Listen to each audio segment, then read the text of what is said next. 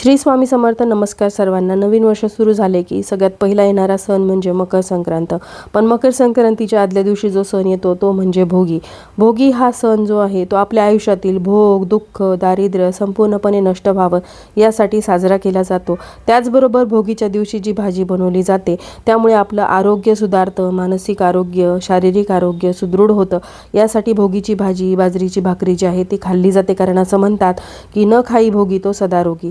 त्याचबरोबर या दिवशी घरामध्ये आपल्या मुलांना दीर्घायुष्य लाभावं, मुलांची प्रगती व्हावी यासाठी काही उपाय देखील केले जातात. तर असाच एक उपाय उद्या भोगीच्या दिवशी आपल्याला करायचा आहे.